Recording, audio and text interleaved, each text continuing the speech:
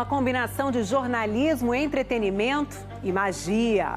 O passeio pelos 50 anos de Show da Vida chega à década de 90. Tempos de personagens inesquecíveis, quadros divertidos e casos misteriosos que faziam muita gente ir dormir com a luz acesa. O Fantástico também abriu um espaço generoso e necessário para grandes reportagens investigativas de escândalos de corrupção a perigosas falhas de segurança. Esse episódio tem a direção de Cristine Kist, produção de Alice Mello e edição de Julia.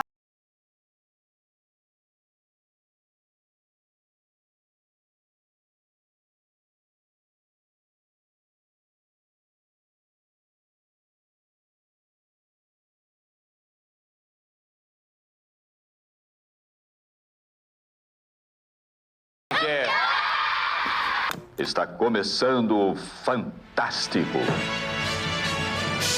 E hoje é dia de relembrar as reportagens, os quadros e os personagens mais marcantes da terceira década do programa.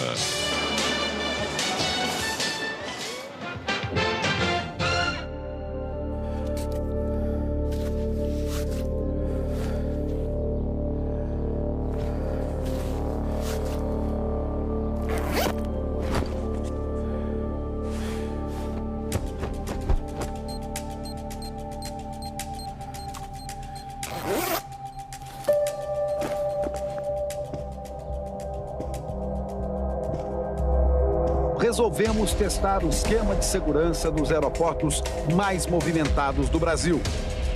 Seria possível embarcar com uma bomba na bagagem? O nosso repórter despacha a falsa bomba. O embarque é feito sem problemas.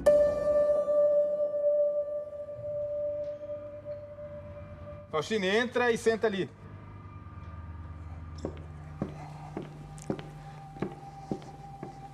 Eu sempre quis mostrar tudo aquilo que todo mundo sabia que acontecia, mas ninguém nunca tinha visto. A microcâmera, quando ela aparece nos anos 90, foi justamente a possibilidade de a gente mostrar aquilo que nunca tinha sido mostrado na televisão. Naquela época já falava muito em terrorismo, não sei o quê.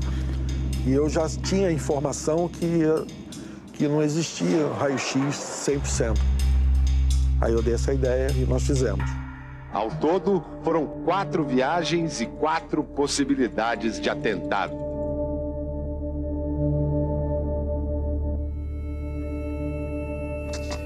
As pessoas fazem muita confusão, achando que eu não mostro meu rosto para me proteger. Mas, na realidade, eu nunca mostrei meu rosto para proteger o meu trabalho.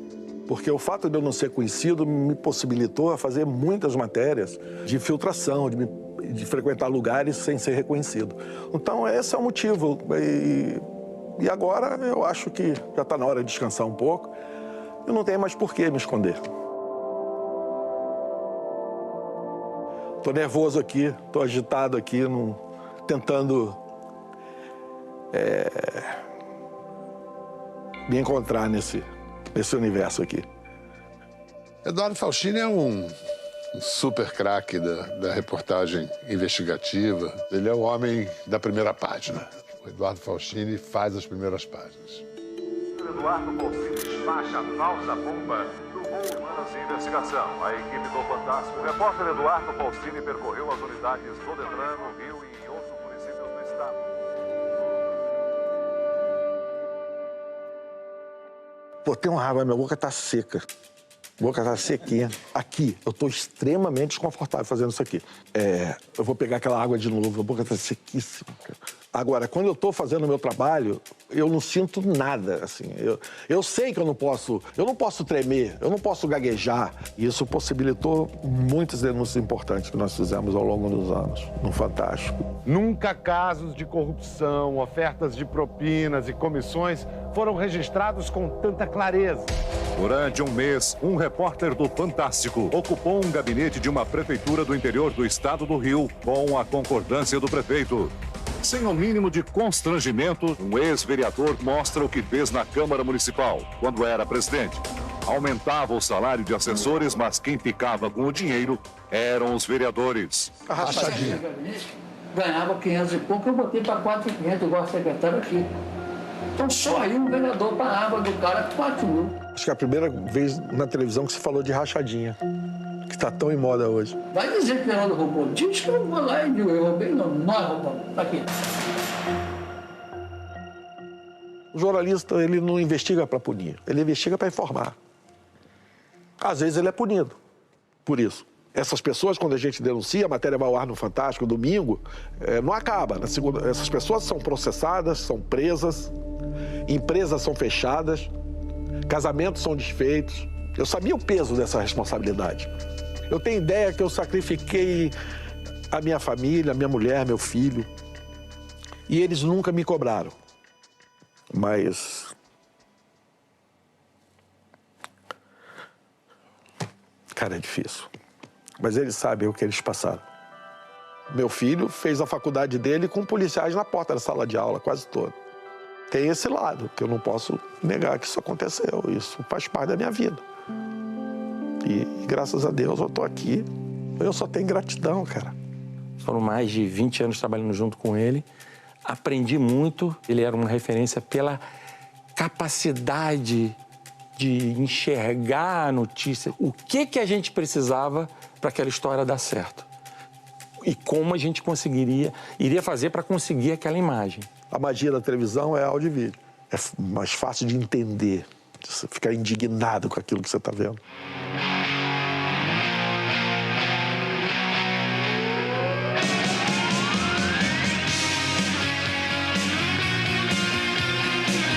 Cara de lata. É assim que o trem do subúrbio é chamado pelos surfistas dos trilhos. Eu estou no Fantástico há 28 anos. Pouquíssimas vezes eu tive a oportunidade de fazer uma matéria com imagens que me chamaram tanto a atenção, assim. Os surfistas desviam de árvores, sinais de tráfego, passarelas, viadutos e brincam de driblar cabos de alta tensão. E aí a gente falou, pô, vamos contar essa história. Agora, como a gente vai contar essa história? Né? Claro, você vai achar o garoto que sobreviveu, o garoto que sofreu o acidente. Quando eu olhei minha mão já tava chegando a sair fumaça ainda. Aí teve um garoto que chegou pra mim e falou: ai, sangue bom, acende o cigarro pra mim na sua mão.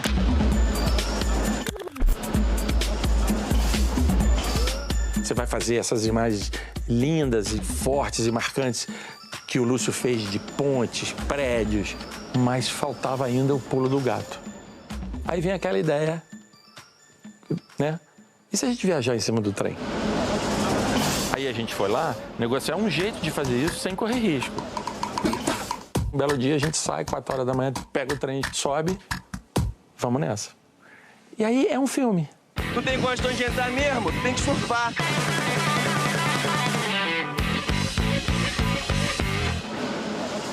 E é muito louco, porque neste único dia, 3 pessoas morreram nessa viagem. Gente morta aí. Tem? O que foi? É um cadáver aí à direita. Tem um aí? Mas a gente cumpriu o nosso papel de denunciar, de mostrar, de cobrar as autoridades que algo fosse feito, né? Para que isso não continuasse acontecendo.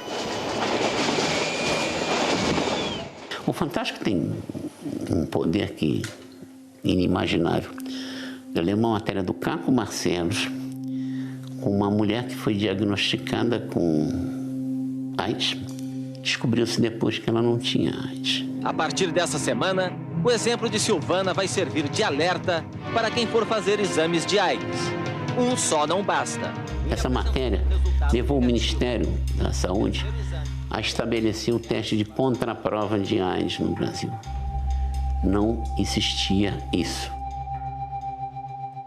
Eu fui chamado em final de 92 para ir para o Fantástico. E recebi a orientação de manter acesa a chama da inovação, da novidade, da surpresa, dessa fórmula, que é uma fórmula muito interessante de misturar informação com diversão. O Luizinho tem um papel muito importante no Fantástico, né? Ele é, acho que o diretor que mais tempo ficou no Fantástico. E o Luizinho trouxe uma renovação muito grande, assim. Ele resgata novamente a coisa da revista, né, da diversidade de temas, abrindo espaço novamente para esse mix que até hoje traduz muito bem o que é o Fantástico, né? Ok, vai. Here we go. Bye.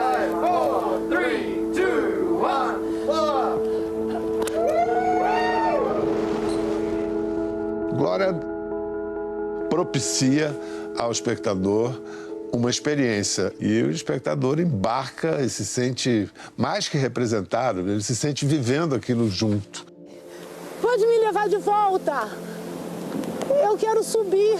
A chegada da Glória ao Fantástico representou um reconhecimento mais do que devido, já demorou. Aqui eu tô tremendo. Era uma estrela de televisão.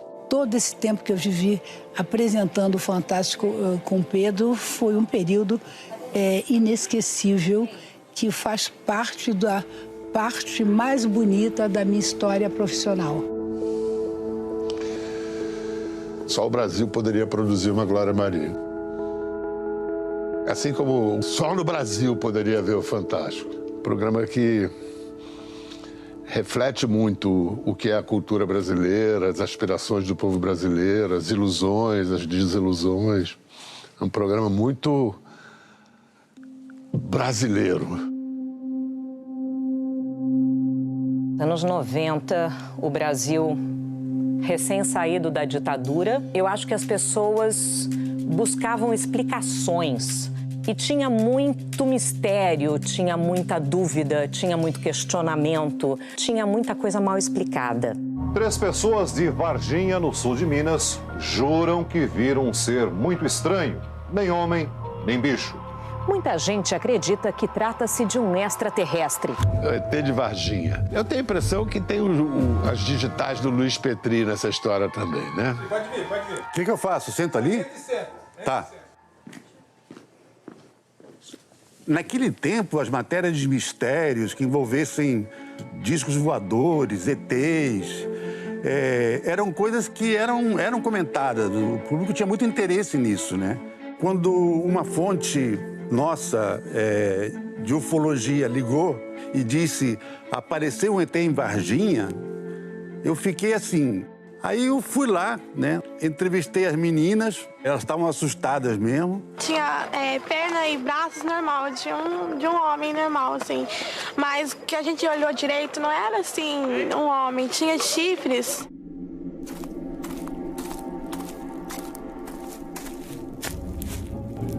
Tinha uma criatura com 3 chifres na cabeça, chifres ou calombos na cabeça, né? Que cada um dá um nome. Parecia ser, assim, bem baixo, né? Braço e perna bem fino. Segundo a descrição das 3, o ser que elas viram teria esta aparência. É o grande retrato falado do ET de Varginha. Antes era sem chifre. Eu não sei por que em Minas eles ganharam chifre. Não saberia explicar. A história foi manchete nos jornais da cidade. Eles falam que parece um ET. Pode ser. Eu acho que é coisa satânica. Ah, esse aí tá parecendo mais que um capetinho.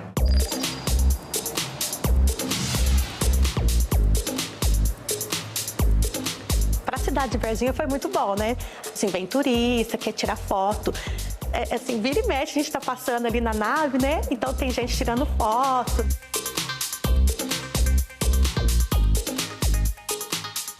Em tantos lugares do mundo, escolheu Varginha. Varginha tem que se sentir mesmo, né, agraciada por isso.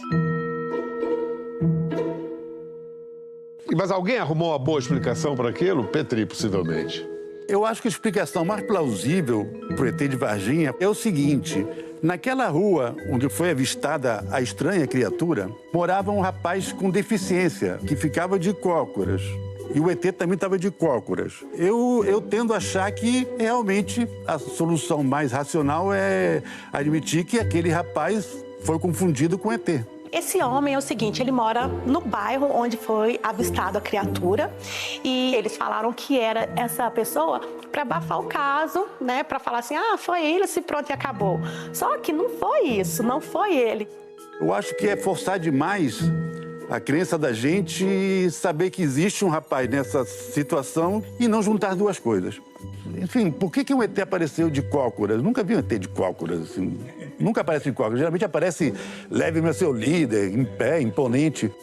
A única coisa que, assim, que não foi muito boa para mim, que algumas mães me acusaram de assustar as crianças, os filhos. E elas diziam, meu filho não está dormindo, amanhã tem aula cedo, como é que você faz isso? Como é que você faz isso com as crianças? eu sou Paulo Vieira e eu sou repórter por um dia no Fantástico. Eu sempre quis dizer isso quando eu era pequeno. A partir de hoje, aqui no Fantástico, gente famosa vai ser repórter por um dia. Vai encarar? Assim como todas as crianças dos anos 90, eu cresci traumatizado e fascinado pelas matérias que o Fantástico passava na época. Então eu trouxe pro meio da rua essa televisão de tubo, vinda diretamente dos anos 90, pra gente reassistir essas matérias e superar os nossos medos. Ela só precisa funcionar. É Bombril. Anos 90 sem Bombril não foi... Aqui, ó. Foi. Apagou. É que ela esquenta. Você tinha muito medo? De muita coisa. De muita coisa? Por exemplo? O que eu mais tinha era ET de Varginha. Eu também. E ainda foi ali ET de Varginha e chupa-cabra, né? Galinhas, cabras, ovelhas. Animais mortos de forma brutal e sem explicação. Aí, não saiu sangue nenhum. Quando o negócio do chupa-cabra apareceu, meu pai falou, tá aí as trombetas? Porque meu pai é da igreja, né? Aí ele falou, as trombetas. Ele é cor cinza e balançava, o corpo balançava assim a cabeça. Que matéria mais te meteu medo? A autópsia do ET, né? Quem que não ficou em choque? Agora Fala pra mim, você não ficou em choque? Agora você deu truco. Essa, pra mim, é a melhor de todas. Ficção ou realidade? As cenas da suposta autópsia de um extraterrestre, que só agora são mostradas em redes de TV, vão criar uma enorme polêmica no mundo inteiro.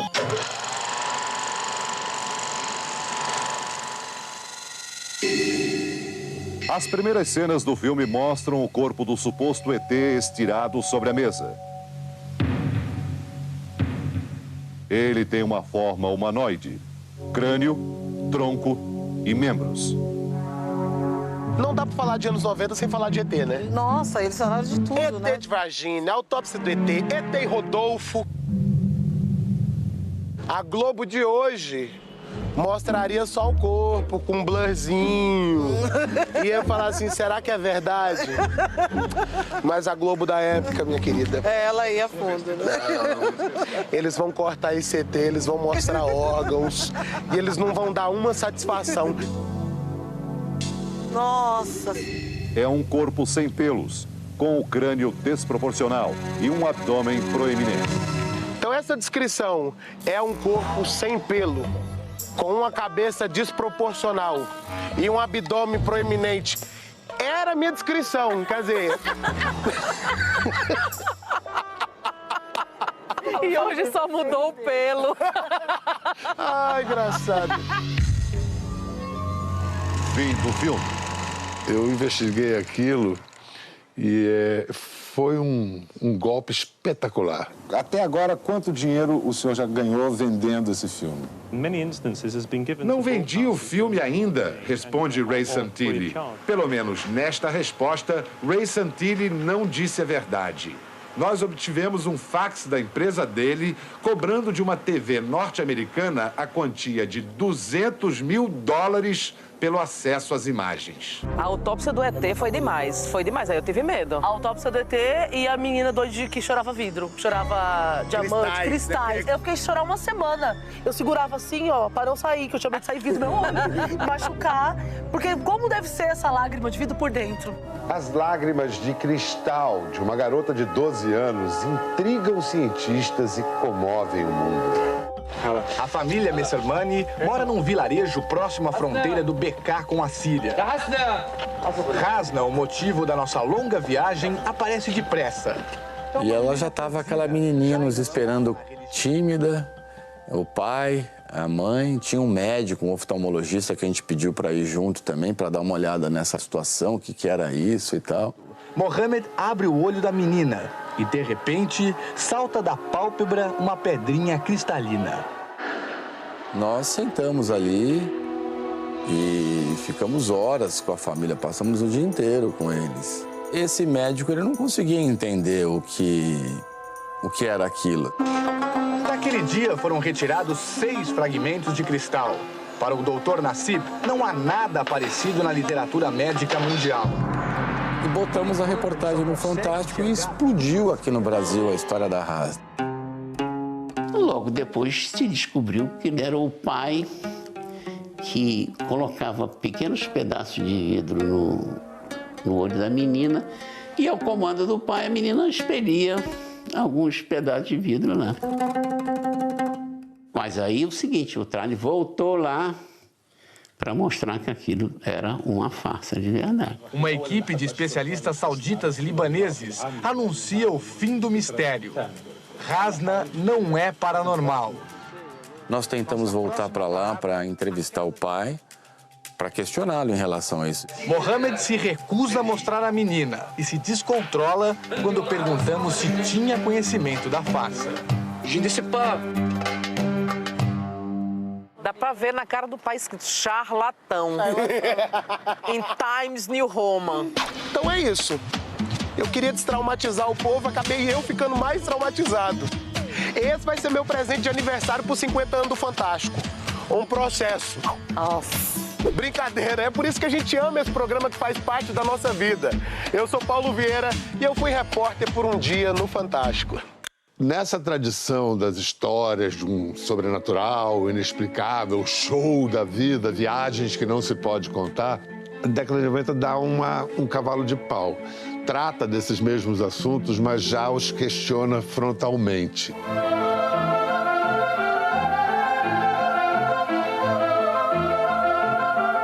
O Padre Quevedo, para mim, ele teve um papel fundamental nessa transição do fantástico para a ciência, para o lado racional das coisas, né? Foi um esforço da gente para desmascarar falsos paranormais ou falsas casas mal assombradas.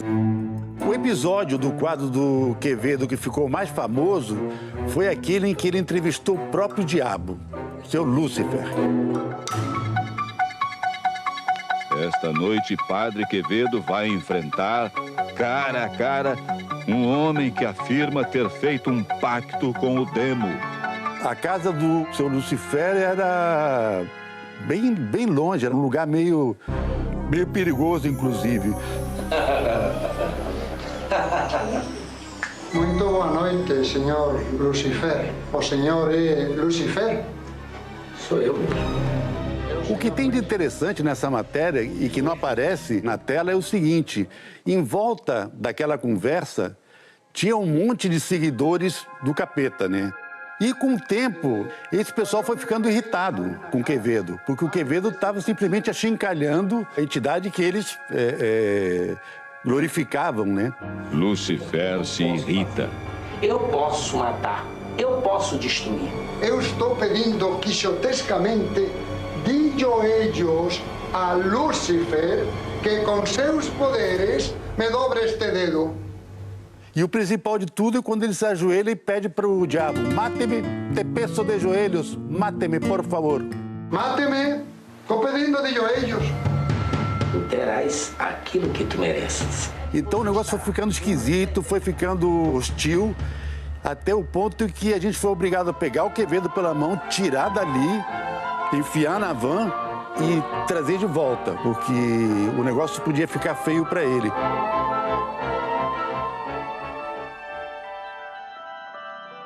O Fantástico tem uma história de 50 anos porque ele conseguiu, ao longo desses 50 anos, contar a nossa história. Eu estava vendo ali o retrato falado da Denise Fraga, que era brilhante, né? Porque ela falava do público, né? O retrato era o retrato do telespectador. Essa semana, o Retrato Falado vai contar a história da Eliane Spinello, de São Caetano, São Paulo. Aí a Natália cismou de querer entrar no cemitério. Vai, mãe, vamos entrar só um pouquinho, Mas vai. Natália, entrar no cemitério no escuro, nem morta. Quer dizer, só morta, e olhe lá. A gente recebia muitas e muitas cartas e e-mails por semana. Essas pessoas eram entrevistadas nas suas cidades, em todo o Brasil. E aí vinha essa fita com essa entrevista, ficava ouvindo aquela pessoa, vendo aquela pessoa, tentando colocá-la dentro de mim. O portão! Quando chegamos no portão, estava fechado. A gente ficou presa aqui! Tenta pular que a gente segura. Filha! Filha! Vai, mãe, Pula logo. Vamos, tia, pula. Vamos, pula. Uma coisa que eu acho linda do retrato é que era uma homenagem a essas mulheres que tiveram a capacidade de rir de si mesmas. A gente sempre se preocupava em rir junto com ela, de rir do que ela riu e nunca rir dela, mas rir com ela. Vamos, pula. Vamos pular. Vamos pular, vamos pular, vamos pular. Nos anos 90, a gente vivia a expectativa para a virada do século, né? Será que o mundo vai acabar?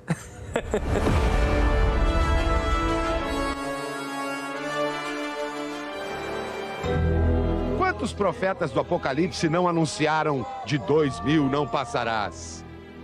A equipe de produção do Fantástico fez um levantamento e descobriu que no Brasil, vários grupos acreditavam no juízo final para o último dia 31. Como o motor do jornalismo, de todo pensamento, é a desconfiança, apesar de a gente saber que é muito improvável que o mundo acabe de 99 para 2000, vamos mandar a nossa repórter lá para o pessoal que acredita nisso. Se acabar, a gente vai ter o relato dela.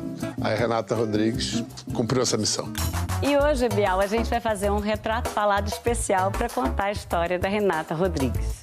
A história da Renata faz parte da história do Fantástico e é uma história fantástica. Então, eu era super jovem e estava trabalhando no Fantástico, eu tinha só uns 3 meses, mais ou menos, estava recém-chegada.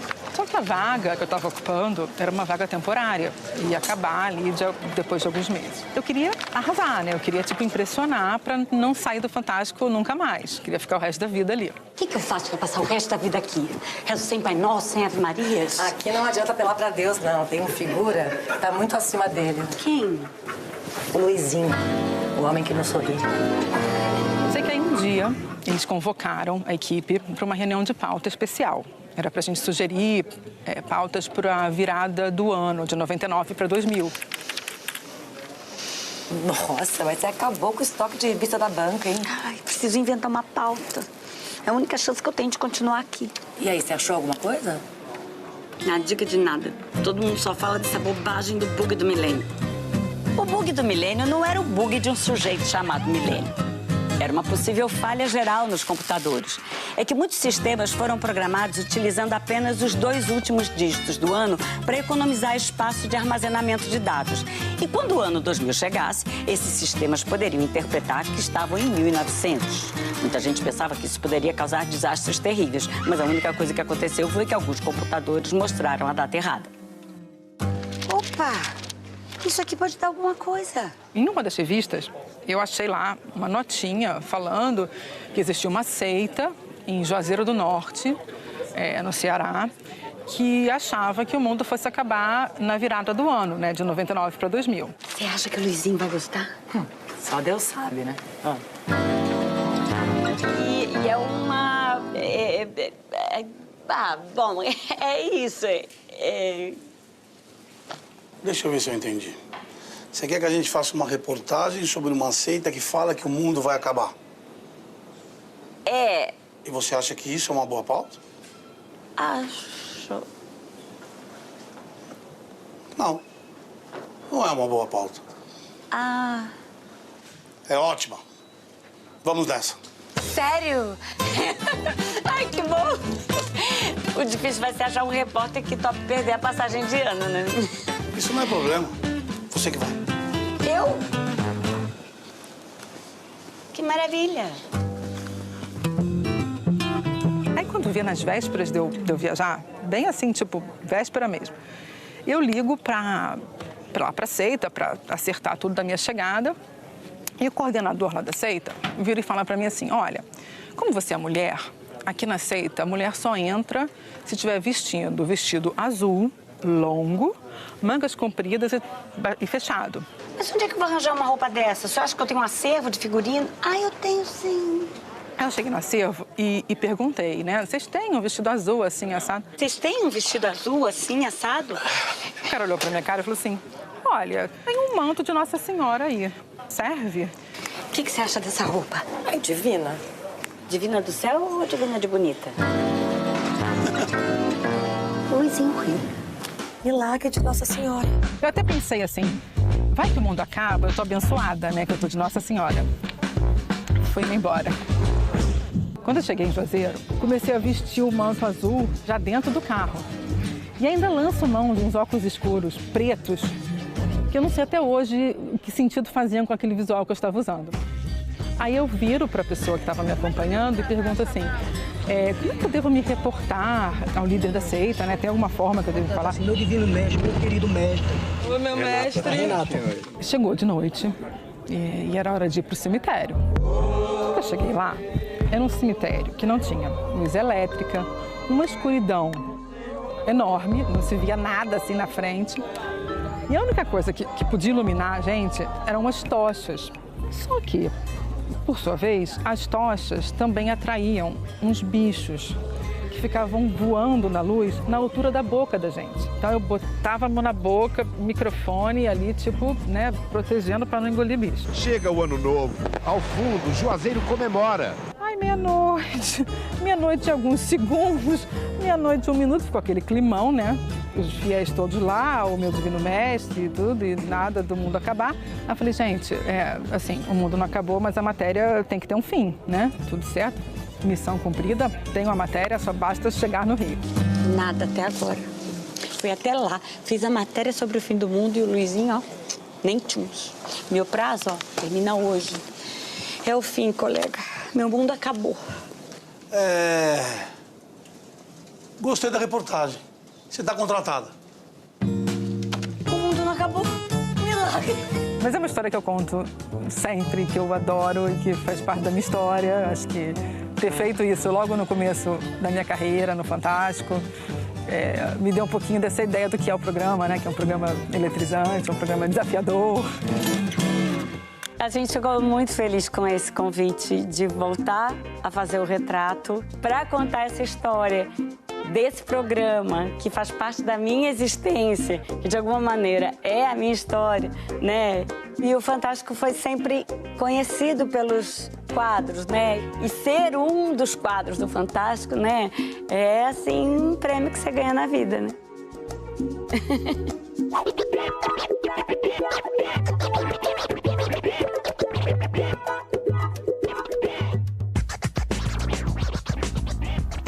É fantástico!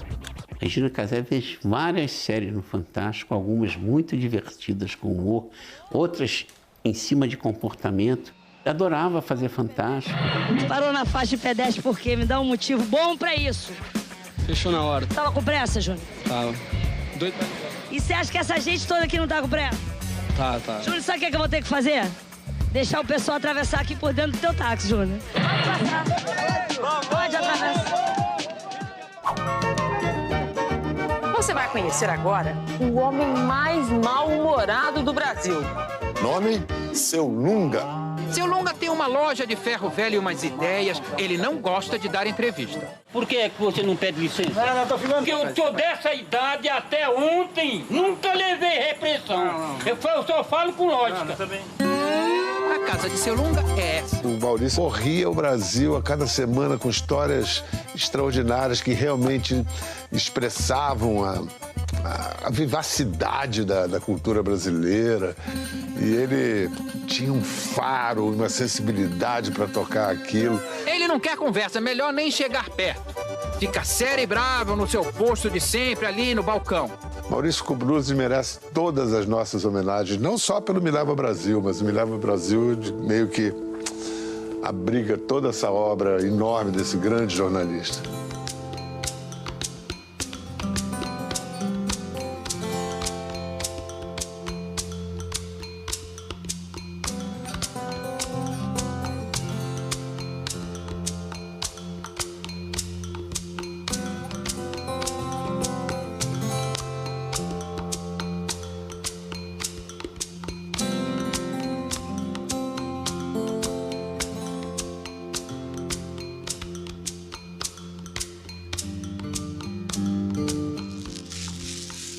Eu já era muito fã do Maurício Kubrusli. Na época, o repórter era uma coisa mais engessada, assim, mais padronizada, eu diria. A postura.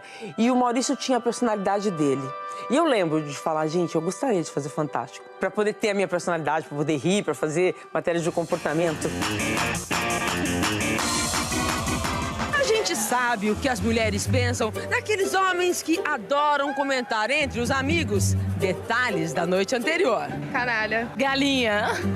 E quando a mulher faz isso com os homens?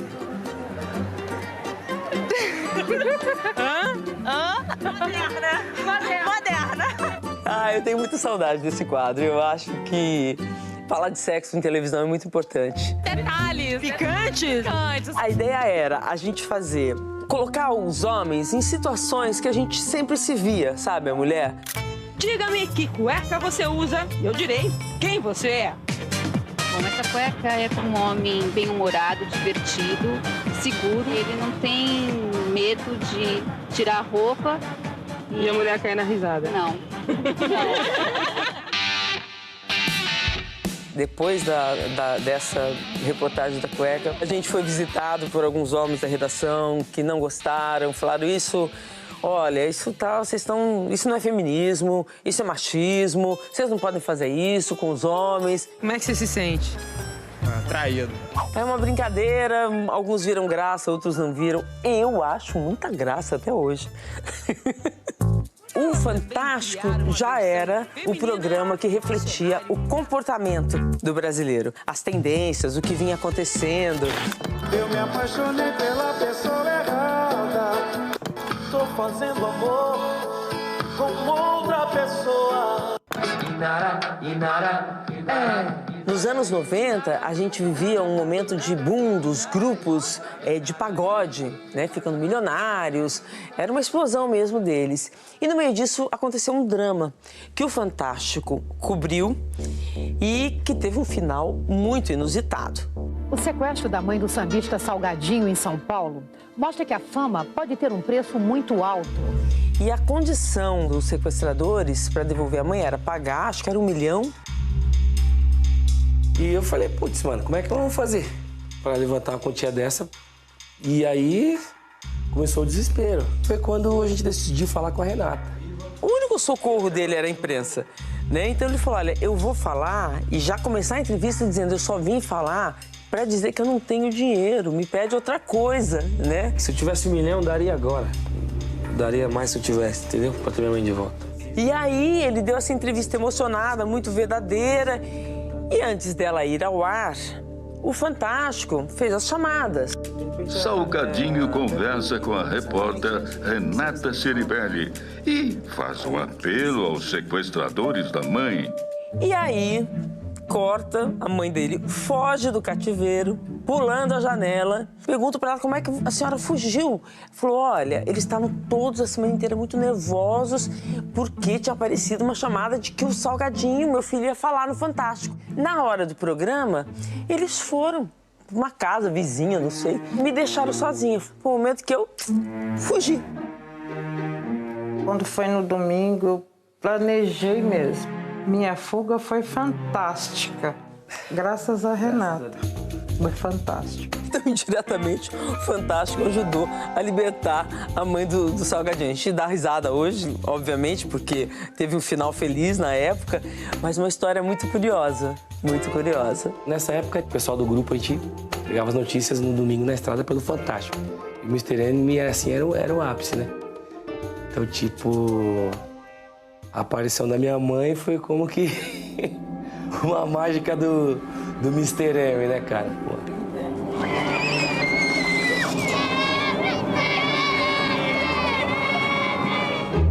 O mascarado pôde sentir o carinho dos brasileiros. Até aquela música dele faz a gente até arrepiar.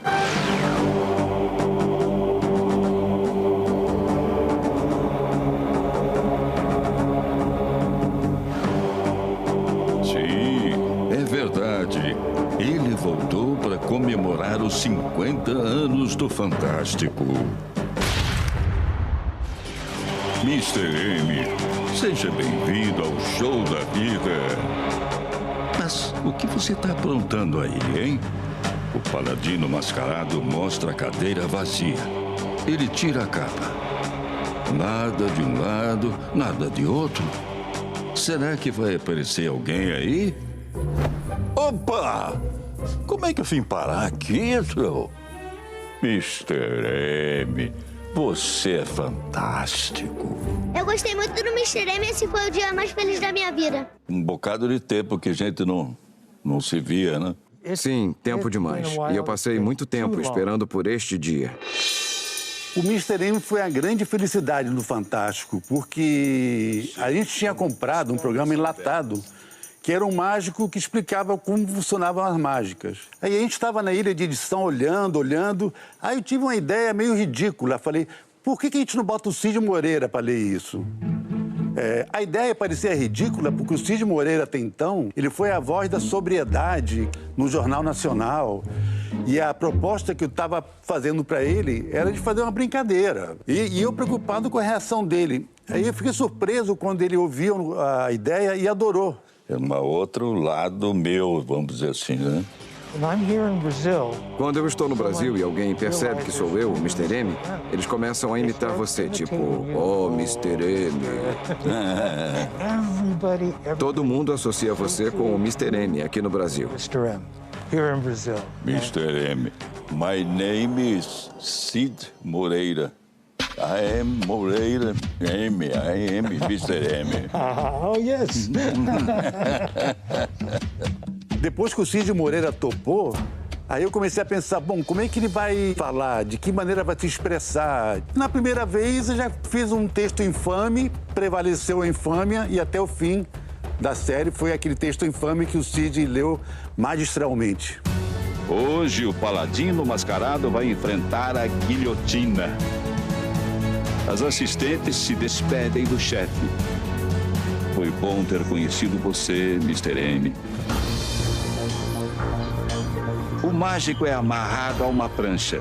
Ele não tem para onde fugir. Quando tudo está pronto, eis que surge o carrasco. As preces dos mágicos foram ouvidas, mas não. O carrasco, na verdade, é Mr. M.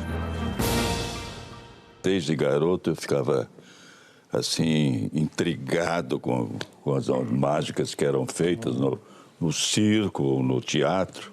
Ele veio satisfazer essa curiosidade minha, né? Como é que ele fez isso? Esta máscara de Mr. M é, na verdade, uma duplicata. O mágico pode se soltar por baixo. O corpo também é falso, uma espécie de armadura. Essa armadura é que é amarrada à prancha. Tudo bem, mas cadê Mr. M? Ele desceu por um alçapão escondido no piso. Divertido, não? Mas isso não agradou aos seus colegas mágicos, né? Não, eles não gostaram nem um pouco. Mágicos mineiros denunciaram Mr. M porque ele estaria traindo os segredos da profissão. O príncipe dos sortilégios poderia ter usado seus infinitos poderes para escapar dos tiras. Mas não. Ele foi até a delegacia. Mas muito tempo se passou e a mágica continua viva e melhor do que nunca. Grande Mr. M. A primeira vez que eu vi o Fantástico, ouvi a voz do Cid e a forma como o programa montou o quadro, foi maravilhoso. As famílias se reuniam e os pais deixavam as crianças ficarem acordadas até tarde. E elas nunca esqueceram disso. As crianças de hoje não têm ideia da sensação de ver o programa daquela época. O quadro realmente tocou o coração das pessoas aqui no Brasil. Tenho certeza que agradou todo mundo. Né? Toda a garotada ficou satisfeita. E o Cid Moreira, ele passeou com o Mr. M de carro aberto. Ele gravou um clipe com o Mr. M, o funk do Mr. M, que foi gravado com um bonde do Tigrão, que na época era o máximo, né? Mr. M, tá de volta,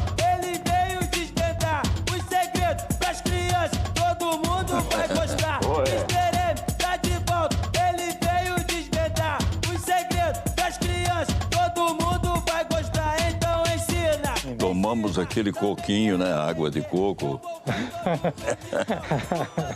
Tá no ponto, tá pirado. Esse mágico é irado. Ele veio desvendar seus segredos. Eu fiquei mais novo hoje, 20 anos. Era realmente mágico. Foi maravilhoso o que o Fantástico fez. Não há dúvida, foi um programa fantástico. Mr. M é sinistro.